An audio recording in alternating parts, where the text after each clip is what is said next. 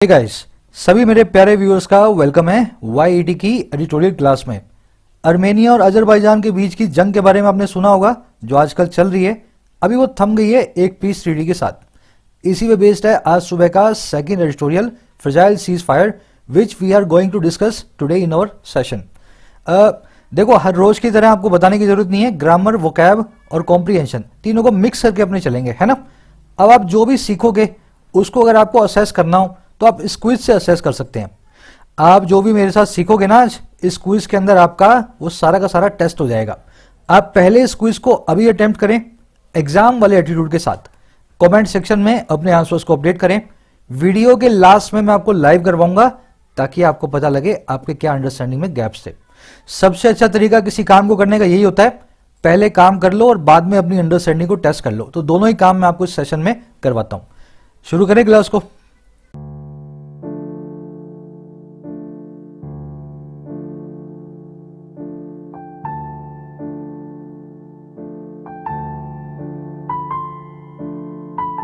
फ्रेजिल cease fire.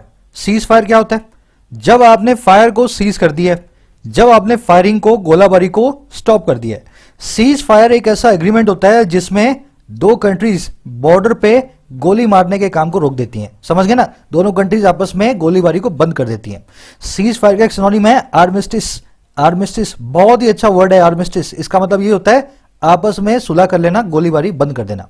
कह रहे cease fire आई है जो कि है बड़ी फ्रेजाइल, जो कि है बड़ी वीक, बहुत ही डेलिकेट। फ्रेजाइल का मतलब होता है जो भंगुर हो, टूटने वाला हो, जल्दी चलने वाला ना हो, ज्यादा लंबा ना चले।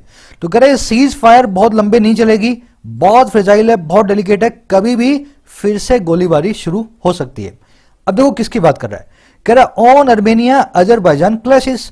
बात कर रहा है अर्मेनिया और अजरबैजान के बीच में होने वाले क्लैशेस की, झगड़ों की। अब डिटेल में देखते हैं क्या कहना चाह रहा है ना, इसके टाइटल पैराग्राफ से। कह रहा है Armenia and Azerbaijan need a political solution to their dispute if the truce is to hold. कह रहे जो दोनों कंट्रीज है ना, अर्मेनिया और अजरबैजान, इनको जरूरत होगी एक सियासी सॉल्यूशन की, पॉलिटिकल समाधान की। अच्छा भाई, सॉल्यूशन किस चीज का? उनके डिस्प्यूट का, उनके झगड़े का। कह रहा है अगर जो ट्रूस है, जो आपस की संधि है, सीज फायर है या आर्मिस्टिस है, उसको होल्ड करवाना है, उसको बनाए रखना है। तो दोनों कंट्रीज को इस संधि को, इस आर्मिस्टिस को बनाए रखने के लिए पॉलिटिकल सॉल्यूशन चाहिए। दोनों के पॉलिटिक्स वाले नेता है ना, पॉलिटिशियंस, बैठ करके डिस्प्यूट का सॉल्यूशन निकालें, तभी ये ट्रूस रुकने वाली है। समझ गए सेंटेंस को? सेंटेंस का सब्जेक्ट था अर्मेनिया एंड अजरबैजान, वर्ब थी इसकी नीड। दूसरा सब्जेक्ट आया इफ कंजंक्शन के बाद ट्रूस, वर्ब आई उसकी इज टू। ग्रीन और पिंक में सब्जेक्ट और वर्ब आप मार्क किया हुआ देख रहे हो, और सिर्फ इसी लाइन में नहीं, पूरे एडिटोरियल में। इससे आपकी अंडरस्टैंडिंग डेवलप होगी। सब्जेक्ट वर्ब को पकड़ना सीख लो, इंग्लिश में सारे दुख कट जाएंगे, ठीक है ना। तो मैंने सब्जेक्ट वर्ब मार्क किया हुआ है, उससे आप थोड़ा सा आइडिया लो कैसे सब्जेक्ट वर्ब को आपको पकड़ना होता है। अब देखने वाली स्ट्रक्चर देखो इस सेंटेंस में, ग्रामर वाली इज टू। अब होता क्या है ये? ही इज, यहां से मैं इसको निकाल रहा हूं। अब देखो, he is to come tonight, they were to call us. यहां पे स्ट्रक्चर लगी हुई है इज टू, यहां पे स्ट्रक्चर लगी हुई है वर टू, है ना। अगर is to, am to, are to, was to, were to, ऐसी कोई भी स्ट्रक्चर आपको कहीं दिख जाए, है ना, उसका मतलब होगा एक प्लान की बात हो रही है। अगर आपको इसको समझना ना, he is to come tonight, इसका मतलब होगा he is going to come tonight. अगर आपको इसको समझना है, दे वर टू कॉल अस, तो आप बीच में फिर यहां पे गोइंग लगा दो, they were going to call us. अब देखो इसका मतलब हो गया वो आज रात में आने वाला है, और इसका मतलब हो गया वो हमें कॉल करने वाले थे। अगर is to, am to, are to आ रहा है तो मतलब एक प्लान है जो भी होना बाकी है। अगर वाज टू, वर टू आ रहा है तो मतलब एक प्लान था जो कि हो नहीं पाया। They were going to call us मतलब उन्होंने हमें कॉल करनी थी, लेकिन वो हमें, उन्होंने कॉल नहीं किया, है ना। Is to, am to, was to, were to. देखो मैं सिंपल स्ट्रक्चर्स है उनको सिंपल तरीके से बताता हूं। अब इस तरीके से याद रखोगे, is to, am to, are to को बीच में गोइंग लगा के आप कभी भी स्ट्रक्चर पे कंफ्यूज नहीं होंगे। इफ कंजंक्शन लग के यहां पे जीरो कंडीशनल बना हुआ है। देखो जीरो कंडीशनल यही होता है, इफ क्लोज के साथ में भी वर्ब की फर्स्ट फॉर्म हो और रिजल्ट वाले क्लोज में भी वर्ब की फर्स्ट फॉर्म हो, है ना। इफ प्लस में V1, रिजल्ट में भी V1। If you heat ice it melts. अगर तुम आइस को गर्म करते हो तो ये मेल्ट होती है, ये जो है पिघलने लगती है ना। सार्वभौमिक सत्य है, यूनिवर्सल ट्रूथ है, इसी को जीरो कंडीशनल बोलते हैं। इफ के साथ में भी V1 और रिजल्ट में भी वी वन। बढ़े आगे, इस सेंटेंस की हमने पूरी पोस्टमार्टम कर दी है ना। शुरू करेंगे आर्टिकल को एक समरी के साथ, बट उससे पहले अगर आप एक यूपीएससी बैंकिंग या एसएससी के एस्पायरेंट हैं और एसएससी यूपीएससी और बैंक्स में अच्छा स्कोर करना चाहते हैं इंग्लिश में, sentence arrangement, PQRS, cloze test, reading comprehension, इन सबको लॉजिक के साथ सीखना चाहते हैं, है ना, लॉजिक के साथ, तो आप मुझे मेंबर स्पेशल वीडियोस के लिए ज्वाइन कर सकते हैं।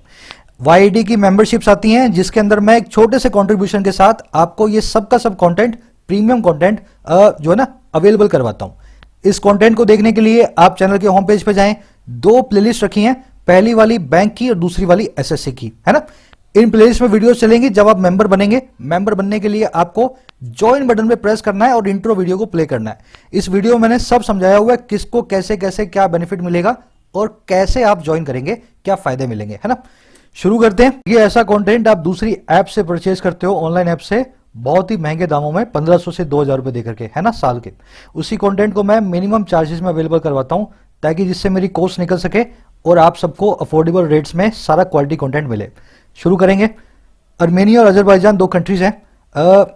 ये कंट्रीज बहुत टाइम से वॉर में है ना, दोनों लड़ाई कर रही हैं और लड़ाई का कारण इनके बीच में नगोर्नो काराबाग, ये इन दोनों का कश्मीर है, ऐसा समझ लो, है ना। जैसे इंडिया और पाकिस्तान का कश्मीर है ना, वैसे नगोर्नो जो है अर्मेनिया और अजरबैजान का कश्मीर है। अब इस कश्मीर पे, इस नगोर्नो काराबाग पे अर्मेनिया का कब्जा है। 1990 से अजरबैजान को एक वॉर में हरा करके इसने इस नगोर्नो काराबाग पे कब्जा कर रखा है। अब अजरबैजान को वो बात अभी तक चुभी हुई थी कि 1990 में हमें कैसे इसने हरा दिया। अब 2020 में टर्की के सहयोग से, टर्की की हेल्प से इसने अर्मेनिया पे हमला कर दिया। अर्मेनिया पे हमला करके नगोर्नो काराबाग लेने की कोशिश की लेकिन ले नहीं पाया, पर इसके आसपास का बहुत बड़ा जो लैंड है इसने कब्जा लिया है। अब इन दोनों के बीच में पीस ट्रीटी हो गई है। अर्मेनिया जंग हार चुका है, बहुत सारे सोल्जर इसके मर चुके हैं, बहुत सारा इसका जमीन का जो है अजरबैजान के पास चला गया। अपना एडिटोरियल क्या कह रहा है, ये जब तक तुम नगोर्नो काराबाग नहीं सुलझाओगे ना, जब तक अपने बीच का ही कश्मीर नहीं सुलझाओगे, ये ट्रूस चलने वाली नहीं है। 2025 में फिर अर्मेनिया इस पे हमला कर देगा, फिर 30 में अजरबैजान इस पे फिर से हमला कर देगा, है ना। तो ये बता रहा है कि इन दोनों के बीच का झगड़ा तब तक चलता रहेगा जब तक एक पॉलिटिकल सॉल्यूशन नगोर्नो काराबाग का ना आए। इसी बीच में रशिया और टर्की को भी ले लिया इसने, है ना। तो इन दोनों के क्या रोल थे इस वॉर के अंदर, वो भी हम इस जो है ना एडिटोरियल में देखेंगे। इस समरी को आप डालें कमेंट सेक्शन में लिख करके। मैं कुछ समरीज अपडेट जो ना रिव्यू करता हूं। अगर आप अपनी समरी लिखते हैं तो आपकी समरी भी रिव्यू हो सकती है। किसी भी एक या दो समरीज को मैं रिव्यू कर देता हूं रैंडमली। आज की टोन है एडवाइजिंग, दोनों को सजेस्ट कर रहा है, एडवाइस दे रहा है। शुरू करते हैं आर्टिकल को। कह रहा है the 6 week long war over Nagorno Karabakh has come to a halt following a Russian brokered ceasefire agreement between Armenia and Azerbaijan, but only after altering the balance of power in the region. कह रहे 6 हफ्ते लंबी war, 6 week long war. अच्छा, किसके ऊपर थी war? Nagorno काराबाग के ऊपर, इस जमीन के टुकड़े के लिए। कह रहे ये जो वॉर है ना, हैज कम, ये आ चुकी है। और कहां पे आ चुकी है? एक हॉल्ट पे, एक रोक पे। ये वॉर स्टॉप हो गई है। अच्छा, कब स्टॉप हुई है? बाद में फॉलो करते हुए या बाद में रशिया के द्वारा ब्रोकर की हुई एक सीज फायर एग्रीमेंट के। रशिया जिसमें ब्रोकर बना था, रशिया ने जिसमें मीडिएटर बना था, ऐसे सीज फायर एग्रीमेंट के बाद में। और ये एग्रीमेंट किसके बीच में था? ये वॉर किसके बीच में थी? ये थी भाई अर्मेनिया और अजरबैजान के बीच में। लेकिन ये कैसे आई? बट ओनली आफ्टर, महज बाद में ऑल्टर करने के, बदल देने के, बैलेंस ऑफ पावर को, शक्तियों के संतुलन को इस रीजन में, इन द रीजन। समझ गए? तो 6 हफ्ते लंबी वॉर इस भूमि के टुकड़े के लिए, लैंड मास के लिए अब रुक गई है रशिया की एक सीज फायर एग्रीमेंट के करवाने के बाद अर्मेनिया और अजरबैजान के बीच। लेकिन ये तभी रुकी है जब बैलेंस ऑफ पावर इस रीजन में पूरी तरह से बदल गया। आज अजरबैजान अर्मेनिया से ज्यादा पावरफुल हो गया है और टर्की रशिया से ज्यादा पावरफुल हमें दिखाई देता है। तो बैलेंस ऑफ पावर ऑल्टर हो गया, पूरी तरह से चेंज हो गया। समझ गए सेंटेंस को? देखो, ये आपका वॉर सब्जेक्ट है, हैज कम इसकी वर्ब है, singular subject, singular verb, has लगा हुआ है। बाकी इसके अंदर कुछ भी देखने वाला नहीं है। समझ गए ना? सब्जेक्ट वर्ब पकड़ा, ये सेंटेंस आपके सामने है खुल करके एकदम क्लियर से। चलिए आगे बढ़ते हैं। ऑल्टर करना मतलब चेंज करना है ना, बदलना, किसी चीज को ऑल्टर करना। कह रहा before Azerbaijan president Ilham Aliyev went to war in late September, Nagorno-Karabakh and its surrounding villages connecting the enclave with mainland Armenia were controlled by either Armenian troops और देयर प्रॉक्सीज। कह रहे से पहले, अच्छा किस चीज के, अजरबैजानी प्रेसिडेंट इल्हम अलीयेव के वॉर को शुरू करने से पहले, है ना, अजरबैजान के प्रेसिडेंट के लड़ाई को, जंग को शुरू करने से पहले सितंबर के लास्ट में, जो ये नगोर्नो कराबाख और इसके आसपास के जो विलेज थे जो कनेक्ट करते थे इस रीजन को, इस एनक्लेव को मेनलैंड अर्मेनिया के साथ, अर्मेनिया के जो है यूं समझो अर्मेनिया के देश की बाउंड्री के साथ। कह रहे ये रीजन जो है, ये सारे के सारे गांव कंट्रोल होते थे या तो अर्मेनिया की फौज के द्वारा या उनके प्रॉक्सीज के द्वारा, उनकी फौज के शह दिए हुए लड़ाकों के द्वारा। समझ गए ना। तो इससे पहले सारा का सारा अर्मेनिया इस पूरे रीजन को कंट्रोल करता था, लेकिन आज की डेट में अजरबैजान के प्रेसिडेंट ने वॉर छेड़ के बहुत सारे गांवों को अपने जो है ना कब्जे में ले लिया। सेंटेंस को समझ गए होंगे आई थिंक, है ना। ये बिफोर वाला बता रहा है पहले क्या होता था, किससे पहले, और बाद में बता रहा है होता क्या था, है ना। देखने वाली चीज, वर्ड्स आए हैं आपके पास एनक्लेव और मेनलैंड। एनक्लेव का मतलब होता है एक स्टेट, एक प्रोविंस। जैसे राजस्थान एक एनक्लेव है, इसका एक अलग कल्चर है ना, एक अलग हिस्ट्री है। तो Rajasthan is enclave in the geography of India. तो एनक्लेव का मतलब होता है एक ऐसा जमीन का टुकड़ा जिसका अलग कल्चर हो, अलग हिस्ट्री हो, उसको कहते हैं एनक्लेव। मेनलैंड का मतलब होता है जो मेनलैंड हो, जैसे इंडिया का कोई टापू है, मान लो अंडमान निकोबार आइलैंड्स है ना, जो है कि जो अपने बे ऑफ बंगाल में है। ये मेनलैंड इंडिया का पार्ट नहीं है, ये इंडिया से जुड़े नहीं हुए, ये एक पेनिनसुला है या एक टापू है। तो मेनलैंड का मतलब होता है जो टापू वापू ना हो, बाउंड्री में आता हो किसी देश की, उसको कहते हैं मेन लैंड। तो मेन लैंड अर्मेनिया से जुड़ा हुआ था ये पूरा का पूरा हिस्सा। आगे बढ़ते हैं। कह रहा Armenia had captured the mountainous region with Azerbaijan populated by ethnic Armenians in the earlier war in 1990s। कह रहा अर्मेनिया ने कैप्चर कर लिया था, अर्मेनिया ने इस पूरे रीजन को कब्जा लिया था। और कौन सा रीजन, ये पहाड़ी रीजन को, माउंटेनियस रीजन को। और कहां से कब्जा था, ये था विद इन अजरबैजान, ये अजरबैजान के अंदर था ये रीजन। और जो पॉपुलेटेड बाय था, जिसमें आबादी थी एथनिक अर्मेनियंस की, अर्मेनियन मूल के लोगों की। और देखो कब्जा कब था, अर्लियर वॉर में, पहले वाली जंग में 1990 के दौरान। तो ये जो पूरा नगोर्नो कराबाख रीजन है ना, एक्चुअल में अजरबैजान के अंदर है, पर अर्मेनिया कहता है ये हमारा है, और इसने इससे कब्जा भी लिया था। इसमें रहते भी अर्मेनिया के लोग ही हैं शुरू से, है ना। तो अर्मेनिया कहता है हमारे ही लोग यहां रहते हैं और हमने इसको अब कब्जाना है। 1990 की वॉर में इन्होंने अजरबैजान से इसको छीन भी लिया था। आगे बढ़ते हैं। कह रहा but tensions continued even after the 1994 cease fire. लेकिन टेंशंस जारी रही, कंटिन्यू रही, यहां तक कि 1994 की सीज फायर के बाद। तो 90 से 94 में जो जंग चली उसमें सीज फायर हुई, इसके कब्जा लेने के बाद भी दोनों के बीच में टेंशंस जारी रही। कह रहा when he launched the offensive mister Aliyev backed by Turkey war to capture Nagorno Karabakh. कह रहे जब उसने लॉन्च किया ऑफेंसिव को, जब उसने आक्रामक रुख को अपनाया, जब उसने हमला शुरू कर दिया, लॉन्च कर दिया अपने ऑफेंसिव को, हमले को, तो ये जो अजरबैजान का प्रेसिडेंट है मिस्टर अलीयेव, है ना, जिसको बैक्ड बाय तुर्की, जिसको टर्की की बहुत सारी शय भी मिली हुई है ना, टर्की का सपोर्ट भी मिला हुआ है, इसने तो कसम खा ली थी, इसने वो कर लिया था कि मैं फिर से कब्जाऊंगा, कैप्चर करूंगा नगोर्नो कराबाख को। तो इस बार अजरबैजान ने 2020 के अंदर टर्की के सपोर्ट से कसम खा करके अर्मेनिया पे हमला किया था कि नगोर्नो कराबाख को हम लेकर के ही मानेंगे वापस। समझ गए। वाव करने का मतलब होता है कसम खाना, टेक ओथ करना, प्रॉमिस करना, प्लेज करना, किसी काम को करने के लिए स्वेयर कर लेना, लिख लेना स्वेयर। स्वेयर भी कसम होती है ना, तो स्वेयर कर लेना, इसने कसम खा ली थी इस बार तो मैं 1990 का बदला लेके ही रहूंगा। आगे बढ़ते हैं। देखो मैं फास्ट प्रोसेस कर रहा हूं क्योंकि ये पूरा का पूरा है ना कहानी की जैसा है, जैसे कॉमिक बुक पढ़ते हो ना आप, चाचा चौधरी वाली, फैंटम वाली, ध्रुव वाली, सुपर कमांडो ध्रुव, तो ये वैसा ही है। यहाँ पे एक अर्मेनिया है, एक अजरबैजान है, एक रशिया है, एक यहाँ पे जो है टर्की है, चारों के आपस के बीच की लड़ाई है। तो आप इसको कॉमिक बुक की तरह लें, कहानी की तरह ही बताऊंगा मैं। Last week when the ceasefire was announced, Azeri troops had captured several areas around Nagorno-Karabakh from Armenia, including the strategic Susha, a city just 16 km from Nagorno-Karabakh capital Stepanakert। कह रहे पिछले हफ्ते लास्ट वीक जब cease fire को announce किया गया था, जब दोनों के बीच में जंग को खत्म करने का पैक्ट एग्रीमेंट अनाउंस हुआ था, कह रहे अजरबैजान की जो ट्रूप्स हैं, अजेरी ट्रूप्स इनको बोलते हैं, उनके जो फौजी हैं वो कैप्चर कर चुके थे बहुत सारे एरियाज को नगोर्नो कराबाख के आसपास, अराउंड नगोर्नो कराबाख। और किससे कैप्चर किया था भाई? फ्रॉम अर्मेनिया, अर्मेनिया से किया था, जिसमें शामिल है एक स्ट्रेटेजिक सुशा, एक बहुत ही स्ट्रेटेजिक हिस्सा, एक सिटी है जो सुशा, जो 16 किलोमीटर है नगोर्नो कराबाख की कैपिटल से, और इसी कैपिटल का नाम क्या है नगोर्नो कराबाख की?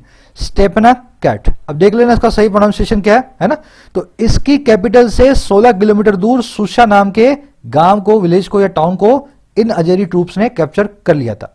तो हुआ क्या, पहले इन्होंने लड़ाई की, जंग की, उसके बाद में इन्होंने बोला अभी जो हमने कैप्चर कर लिया वो कर लिया है, आगे हम और कैप्चर नहीं करेंगे, चलो पीस ट्रीटी करते हैं। तो इन्होंने बहुत सारा हिस्सा कब्जा करके बाद में आर्मेनिया को झुका के पीस ट्रीटी करवा ली। अब देखने वाली चीजें इस सेंटेंस के अंदर, वीक से पहले जनरली हम इन देखते हैं, है ना? In the first week of May this happened, मई के पहले वीक में ऐसा हुआ। लेकिन यहां पे लास्ट वीक से पहले आप इन नाम का प्रेपोजिशन नहीं देख रहे हो। आप क्यों नहीं देख रहे हो? ये पिछले 2 एडिटोरियल्स में आपको बार बार इस ग्रामर रूल को मैं करवा रहा हूं। सभी के सभी लोग जो रेगुलरली फॉलो करते हैं क्लास को, अभी कमेंट सेक्शन में अपडेट करें यहां पे कौन से रूल के कारण इधर इन हमने नहीं लगाया। पूरा रूल लिखना, कौन से वर्ड्स हैं जिनके बाद में अपने प्रेपोजिशन को मिस करते हैं। चलिए आगे बढ़ते हैं। अब जो लोग नए आए हैं ऐसा मत सोचना सर हमें तो पता ही नहीं, ये रूल मैं फिर करवा दूंगा, वीक में एक बार जरूर करवाता हूं ऐसे सिंपल रूल्स आपको।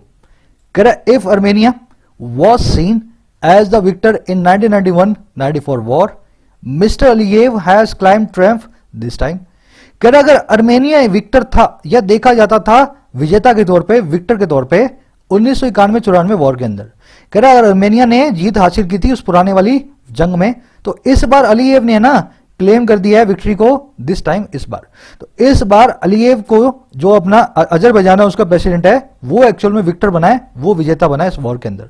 तो पहले आर्मेनिया जीता 30 साल पुरानी वॉर, इस बार जीता है अजरबैजान। कह रहा on the other side Armenian prime minister Nikol Pashinyan is facing a political backlash.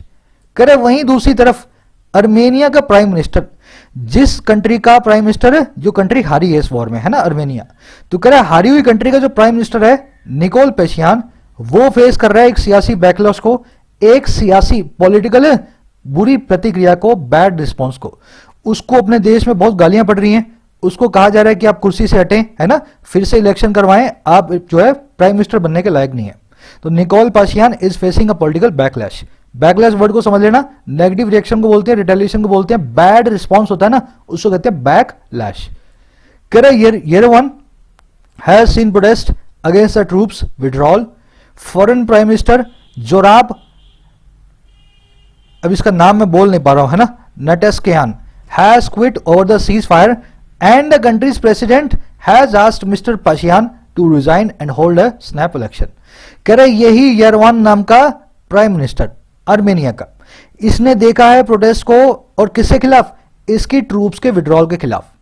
इसने अपने फौजियों को पीछे हटा लिया जंग में हारने के बाद। तो इसके ऊपर इस प्राइम मिनिस्टर ने आर्मेनिया के बहुत सारे प्रोटेस्ट को झेला है ना। वहां की पब्लिक प्रोटेस्ट कर रही है कि क्यों आपने फौजियों को पीछे हटाया।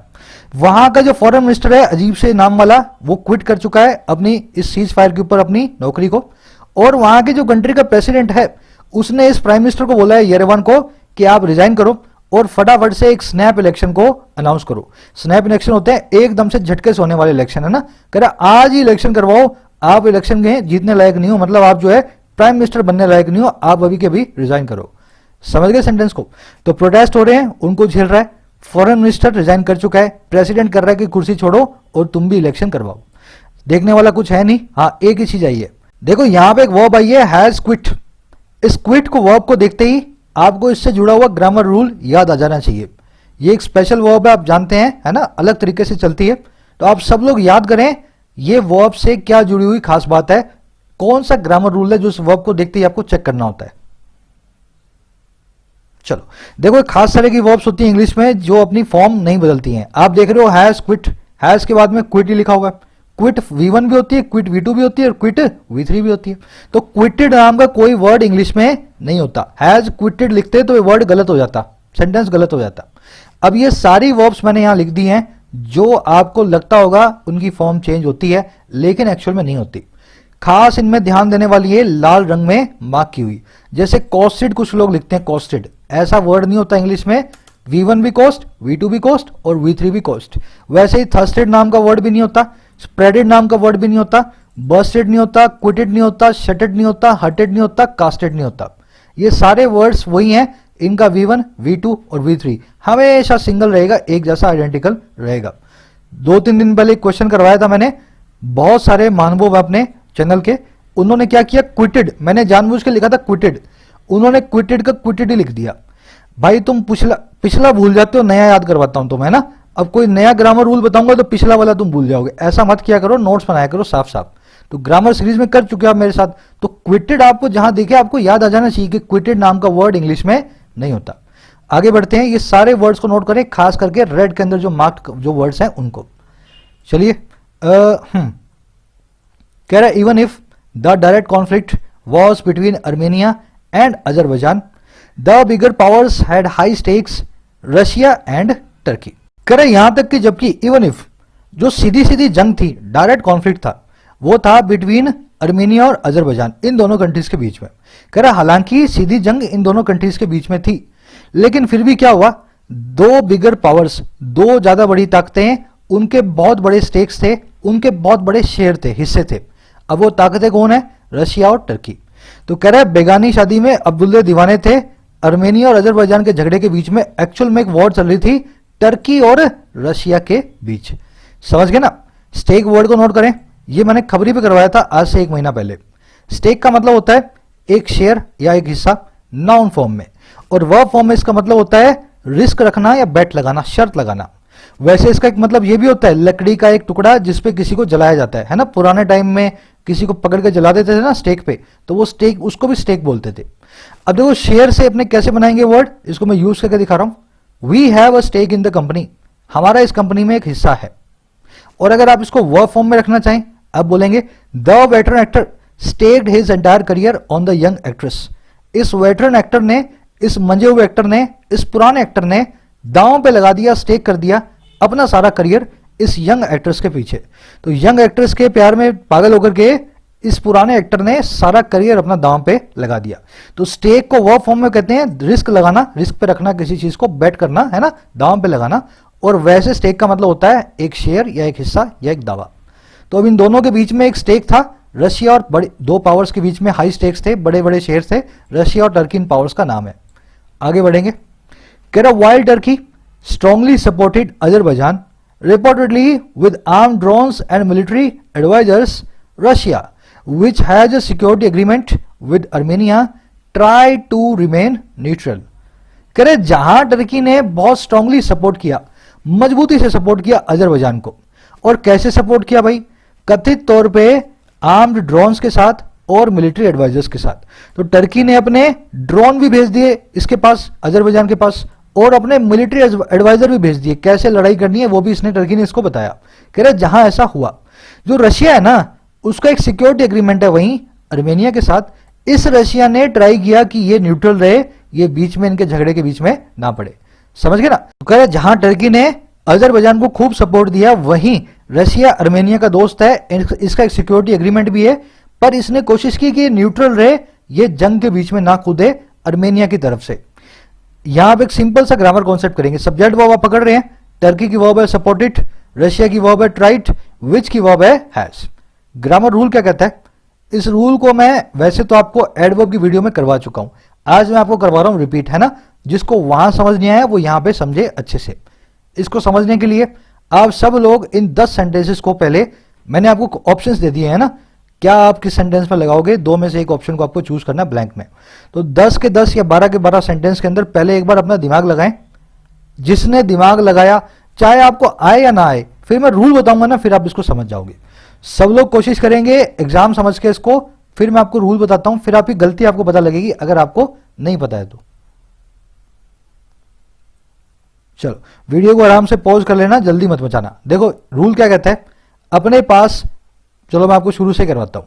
शी इज ब्यूटीफुल या ब्यूटीफुली, शी आपका सब्जेक्ट, इज आपकी लिंकिंग वर्ब। लिंक वर्ब के बाद आप जानते हो या तो एडजेक्टिव आता है या नाउन आता है। शी इज ब्यूटीफुल या ब्यूटीफुली, ब्यूटीफुली एक एडवर्ब है, ना तो नाउन ना एडजेक्टिव, और ब्यूटीफुल एक एडजेक्टिव है, सुंदर है ना, सुंदर। अब इस लिंकिंग वर्ब के बाद अपने लगाएंगे ब्यूटीफुल नाम का एडजेक्टिव, क्योंकि लिंकिंग वर्ब के बाद हमेशा एडजेक्टिव या नाउन आते हैं, ब्यूटीफुली का कोई काम नहीं है। तो यहां पे मैंने ब्यूटीफुल को लगा दिया लिंक वर्ब के बाद। अब दूसरा सेंटेंस देखो, शी सिंग्स ब्यूटीफुल या ब्यूटीफुली, वो गाती है बहुत खूबसूरती से, अब देखो यहां गाने की बात हो रही है, कैसे गाती है, ब्यूटीफुली गाती है। अगर यहां पे एडवर्ब की जरूरत है वर्ब को मॉडिफाई करने के लिए, तो यहां पे एडजेक्टिव नहीं, मैं यू चूज करूंगा एडवर्ब को। शी सिंग्स ब्यूटीफुली, समझ गए ना। यहां पे इसके बाद में ब्यूटीफुल आया, यहां पे सिंग्स के बाद में ब्यूटीफुली आया, क्योंकि यहां पे लिंकिंग वर्ब को एडजेक्टिव चाहिए था एक सब्जेक्ट कॉम्प्लीमेंट बना के, यहां पे मेन वर्ब को एक एडवर्ब चाहिए जो मेन वर्ब को बारे में बता सके। अब तीसरा देखो, शी लुक्स ब्यूटीफुल या ब्यूटीफुली, वो दिखाई देती है बहुत ही सुंदर। यहां भी वर्ब है आपके पास लुक, लुक वर्ब को मॉडिफाई करने के लिए आपको एक एडवर्ब चाहिए, लेकिन यहां पे आप ब्यूटीफुली को चूज ना करके ब्यूटीफुल को चूज करेंगे। बस यही अपना ग्रामर कॉन्सेप्ट है। कई बहुत सारी ऐसी अपने पास वर्ब्स हैं जो कि एडवर्ब से मॉडिफाई नहीं होती हैं। जैसे सिंग के लिए आपको ब्यूटीफुली लगाना था, लुक के लिए आप ब्यूटीफुल नाम का एडजेक्टिव लगाओगे, ब्यूटीफुली को नहीं चूज करोगे। अब देखो ये वर्ब्स क्यों हैं और कैसे हैं और क्या लॉजिक है, ये आप रूल से समझेंगे। ये सभी की सभी वर्ब्स है ना, ऊपर और नीचे आप देख रहे हो।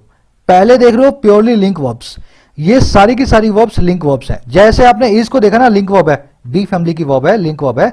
वैसे ही seem, look, appear, become, remain, stay और प्रूव, ये सभी की सभी भी लिंक वर्ब्स हैं। ये is, am, are, was, were के तरह ही काम करती हैं। समझ गए मेरी बात को। अगर आप कहीं पे सीम देख रहे हो तो उसके बाद में हमेशा क्या यूज करेंगे, सब्जेक्ट कॉम्प्लीमेंट एक एडजेक्टिव को, कभी भी एक एडवर्ब को यूज नहीं करेंगे। आपने देखा इसमें लुक भी आती है, इसी वजह से लुक के बाद में मैंने लिखा ब्यूटीफुल ना कि ब्यूटीफुली। समझ गए ग्रामर रूल को। अब देखो वैसे शी अपीयर्स ब्यूटीफुल या ब्यूटीफुली, अपीयर देखो इसमें आता है, आता है। अगर अपीयर इसमें आता है तो फिर से मुझे यहां पे ब्यूटीफुल लगाना है, ब्यूटीफुली नहीं लगाना है। अब मैं आपको एक ट्रिक बताता हूं इन वर्ब्स को कैसे पहचाना जाए। ट्रिक ये है मेरे भाई, अगर ये सारी की सारी वर्ब्स की जगह आप इज लगा दें, इन सारी की सारी वर्ब्स की जगह seem, look, appear, become, remain, stay, prove, इनकी जगह पे अगर आप एक लिंक वर्ब इज को लगा दें तो सेंटेंस का मीनिंग चेंज नहीं होगा। जैसे शी लुक्स ब्यूटीफुल और शी इज ब्यूटीफुल, वो दिखाई देती है सुंदर है और वो सुंदर है। शी अपीयर्स ब्यूटीफुल और शी इज ब्यूटीफुल, वो अपीयर होती है सुंदर है या वो सुंदर है। समझ रहे हो ना। यहां पे इज लगाने से सेंटेंस का मीनिंग चेंज नहीं हो रहा, इज के हिसाब से ब्यूटीफुल आएगा, इसीलिए अपीयर के हिसाब से भी ब्यूटीफुल आएगा। समझ गए। लिंक वर्ब को पहचानने का ट्रिक है, आप लिंक वर्ब की जगह इज लगा के देखें या वॉज लगा के देखें पास्ट टेंस में, तो आपके सेंटेंस का मीनिंग चेंज नहीं होगा और वो वर्ब कहलाएगी लिंक वर्ब। अब देखो थोड़ा सा और ऊपर ला रहा हूं, अगर आप इन वर्ब्स को देखेंगे, ये नीचे वाली, ये वर्ब्स लिंक वर्ब्स भी हैं और एक्शन वर्ब्स भी हैं।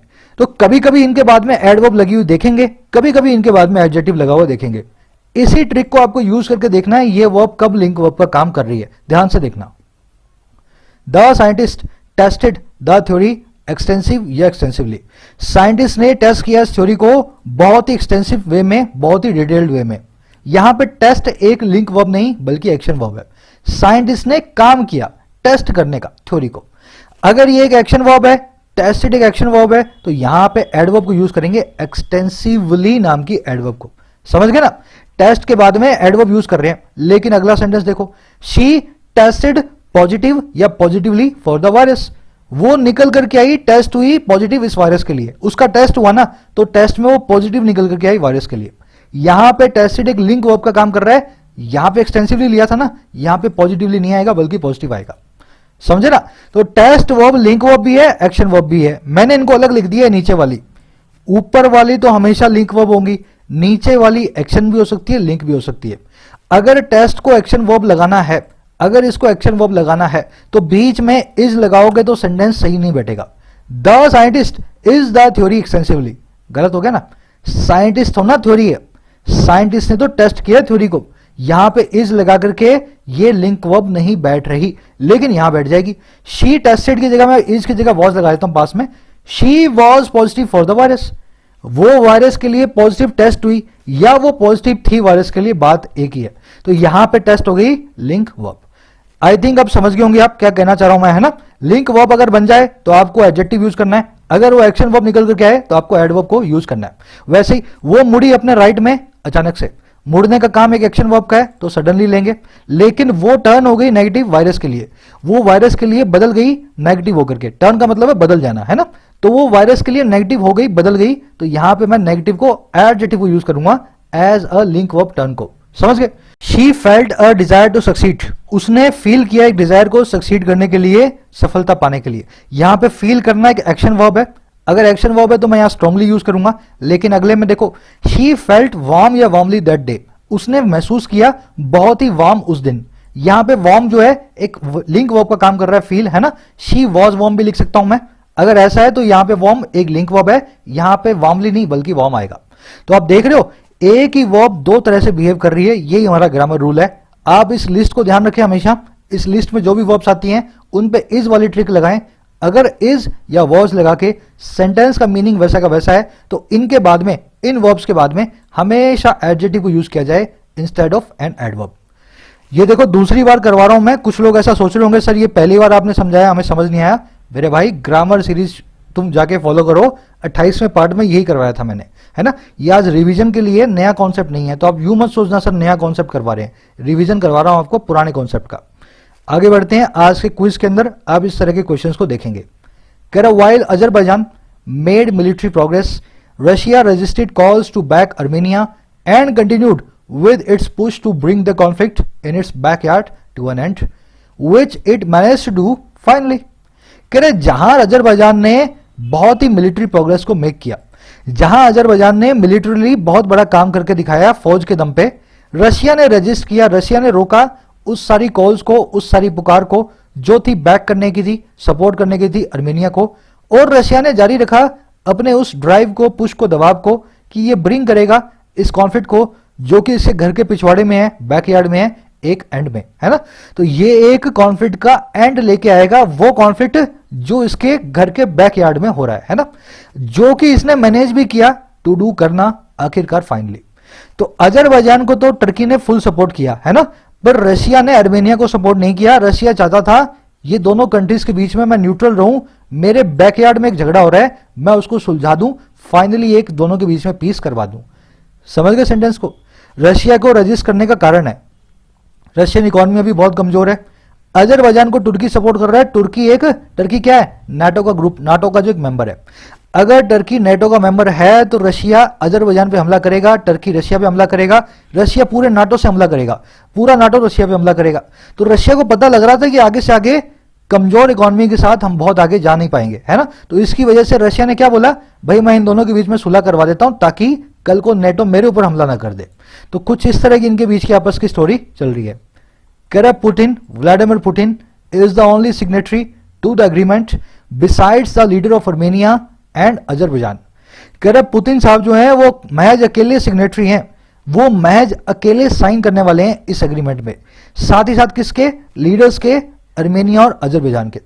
कहने का मतलब क्या है, टर्की ने इस पीस एग्रीमेंट में साइन नहीं किया है, सिर्फ अर्मेनिया अजरबैजान ने किया और टर्की जो पुतिन है, रशिया है, उसने किया। तो टर्की अभी भी टेक्निकली वॉर पे है, टर्की अभी भी टेक्निकली अर्मेनिया पे हमला कर सकता है।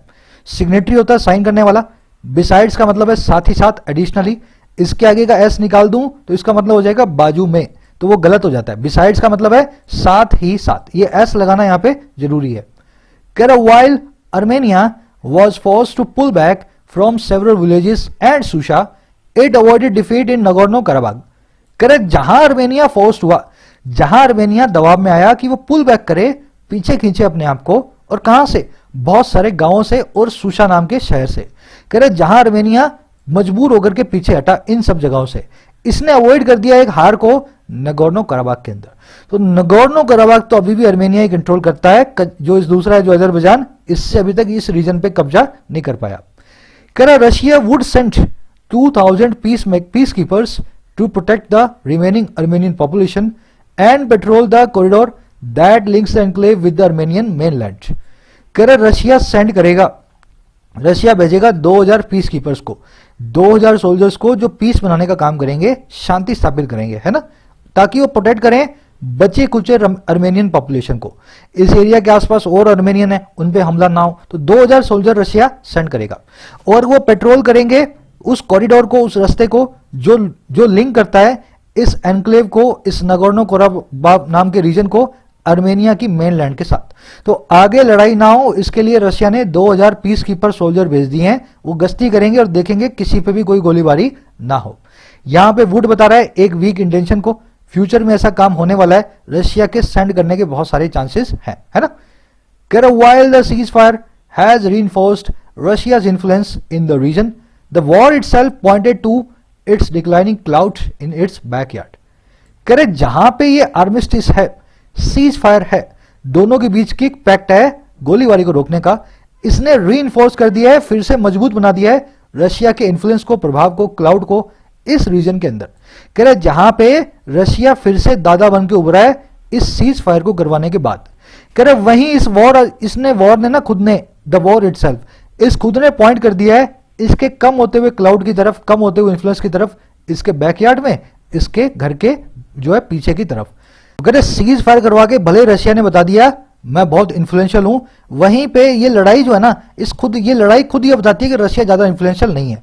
अगर इतना इन्फ्लुएंशियल ही था तो ये लड़ाई कभी इसकी दो कंट्रीज के बीच में होती नहीं, जो कि यूएसएसआर का पार्ट थी। अजरबैजान और आर्मेनिया दोनों यूएसएसआर का पार्ट हुआ करते थे, आज की डेट में रशिया से अलग कंट्रीज है।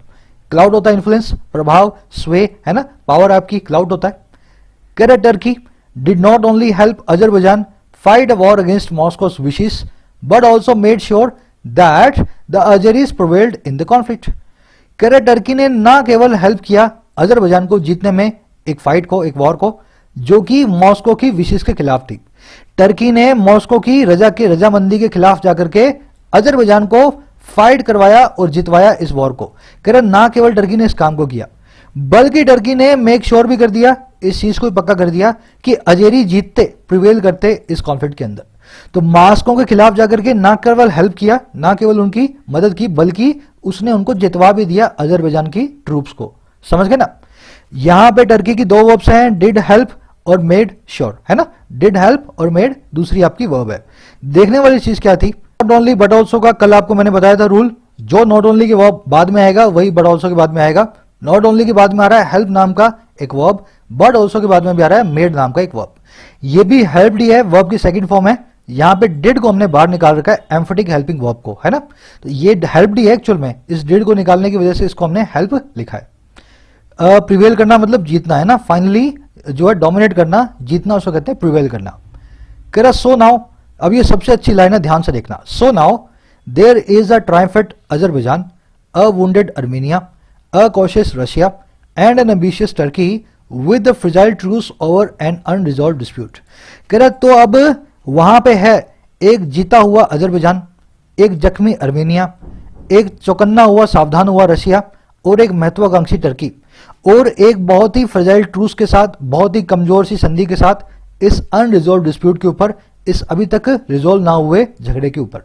तो कह रहा आज का स्टेटस को ये है, अजरबैजान जीत चुका है, आर्मेनिया जख्मी है, रशिया सावधान है टर्की से, और टर्की जो है बहुत एम्बिशियस हो गया है, बहुत ही ओवर कॉन्फिडेंस में आ गया है। कह रहा है मैं किसी को भी हरा सकता हूं, जैसे रशिया को मैंने झुकाया है। तो कह रहा बड़ी ही कमजोर सी सिचुएशन है आज की डेट में, चारों कंट्री एक ऐसी जगह पे खड़ी हैं, कभी भी वॉर फिर से हो सकती है।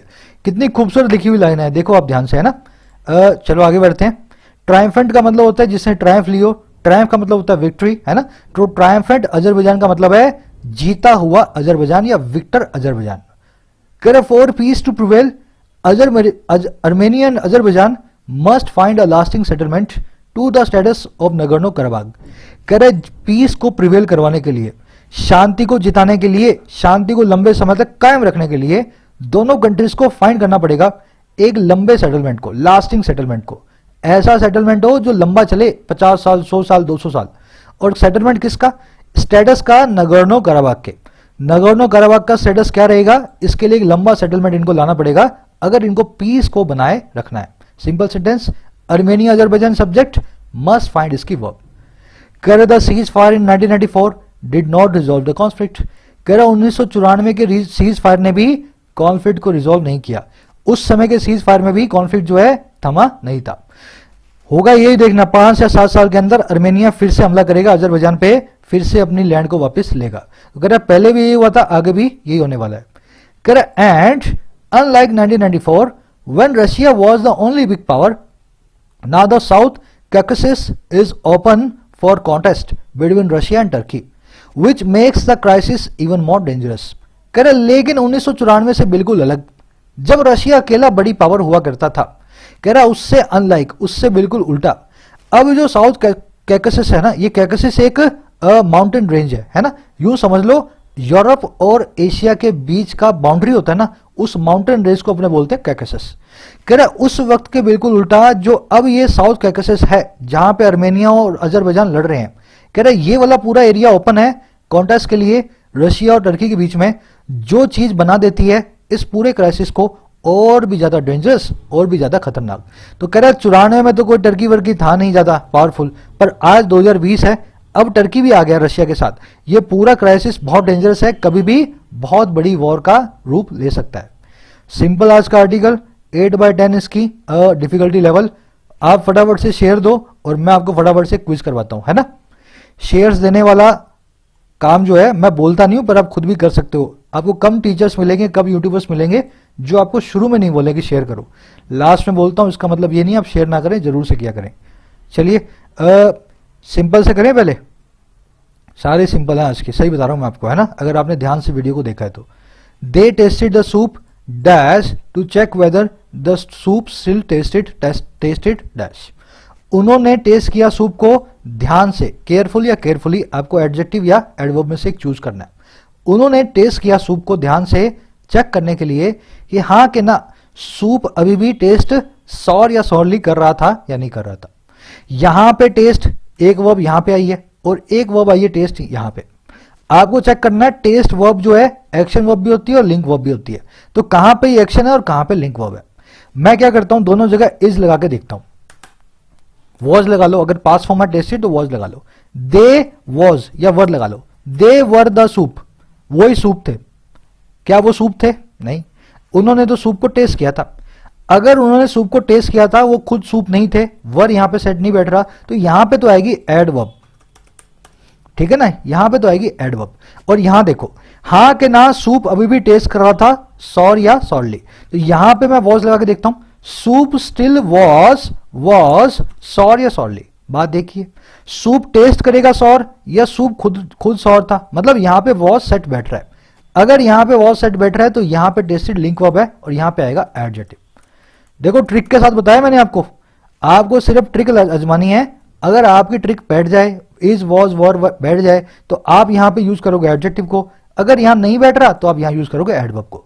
तो देखो एडवर्ब आ रही है यहां पे और यहां पे शुरू में, है ना, और एडजेक्टिव आ रहा है सिर्फ और सिर्फ यहां पे। डी आपका आंसर है। समझ गए ना, पूरे लॉजिक से समझो आप। अगर यहां पे इज सेट बैठ रहा है, वॉज सेट बैठ रहा है, तो यहां पे सॉर आएगा। अगर यहां पे इज या वॉज सेट नहीं बैठ रहा तो यहां पे केयरफुली नाम की एडवर्ब आएगी। अगला देखो, यहां भी यही काम करना है। When the boy successfully या successful got a job, everyone in his family got happy या happily। जब बच्चे ने, लड़के ने सफलतापूर्वक नौकरी को पाया, हर आदमी उसके परिवार में हैप्पी हो गया, खुश हो गया। अब देखो यहां पे गॉड की जगह पे वॉज लगा के देखो। जब लड़का जॉब हो गया, जब लड़का नौकरी हो गया, लड़का नौकरी थोड़ा ना हो गया, लड़के को तो नौकरी मिली, मतलब यहां पे गेट नाम की वर्ब जो है वो एक एडवर्ब को लेगी, एक्शन वर्ब है। तो यहां पे तो सक्सेसफुली ही आएगा, सक्सेसफुली ही आएगा। समझ गए ना, सक्सेसफुल नहीं आएगा, सक्सेसफुली ही आएगा। अब दूसरी जगह देखो, हर आदमी फैमिली में हो गया हैप्पी।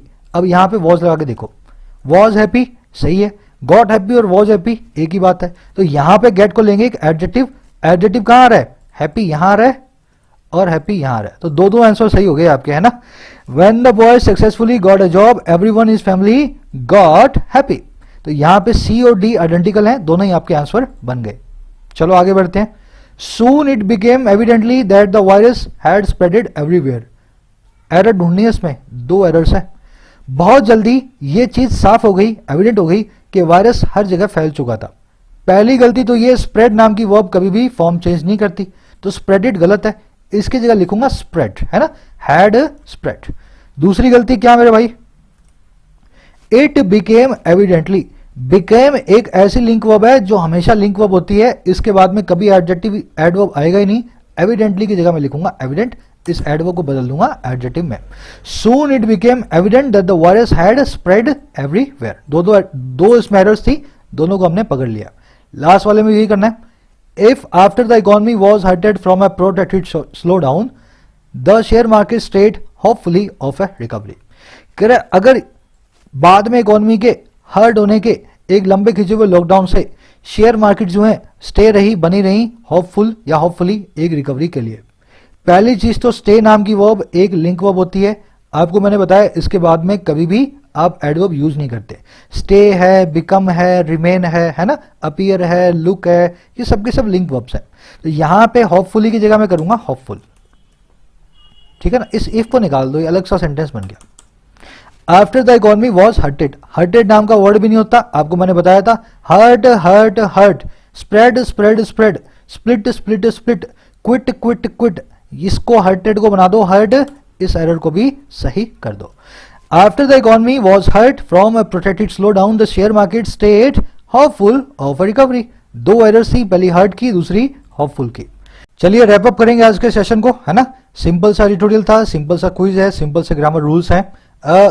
जिन लोगों की क्वेरीज हैं रिलेटेड टू मेंबरशिप, सर हमारे कार्ड काम नहीं कर रहे हैं, है ना, हमारा रुपे कार्ड है, पेटीएम से कैसे करना है, तो आप जब ज्वाइन बटन पे प्रेस करते हो तो एक वीडियो प्ले होती है ना, इंट्रो वीडियो, उस पर क्लिक करो। उस वीडियो को प्ले करके आपके सब सवालों के जवाब उसमें मिल जाएंगे। जिसका कार्ड काम नहीं करता उसको कैसे ज्वाइन करना है, प्ले दैट वीडियो, आपको उसमें उसका जवाब मिल जाएगा सिस्टमैटिकली। मुलाकात लूंगा कल की वीडियो में, तब तक के लिए साइनिंग आउट।